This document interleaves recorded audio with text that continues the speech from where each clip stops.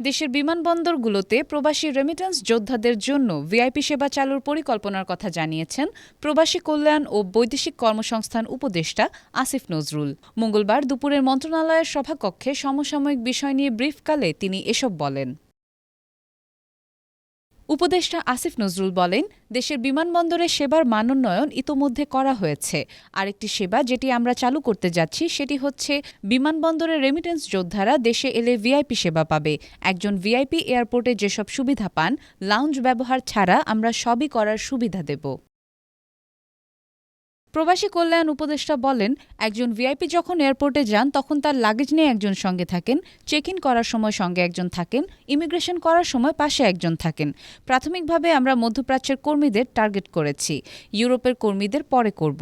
প্রথম স্তরে মধ্যপ্রাচ্যে যাওয়া এবং ফেরত আসা একজন কর্মী ভিআইপি ট্রিটমেন্ট পাবেন।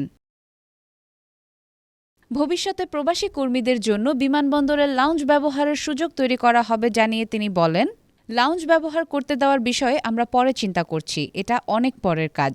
আগামী ২-১ মাসের মধ্যে আমরা যেটা করব সেটা হলো বিমানবন্দরে যাওয়ার পর একজন কর্মীর যে অসহায় অবস্থা তৈরি হয় সেটি দূর করা। তিনি আরও বলেন, কর্মী কোন গেট দিয়ে প্রবেশ করবেন, চেক ইন কীভাবে করবেন, ফর্ম পূরণ করা লাগলে কিভাবে করবেন, ইমিগ্রেশনে কোনো কাগজ চাইলে কিভাবে সেটি করবেন, এসব কাজে নিয়োজিত থাকবে বিমানবন্দরের প্রবাসী কল্যাণ ডেস্ক। দরকার পড়লে আউটসোর্সিংয়ের মাধ্যমে ট্রেনিং দিয়ে নতুন লোক নিয়োগ করব।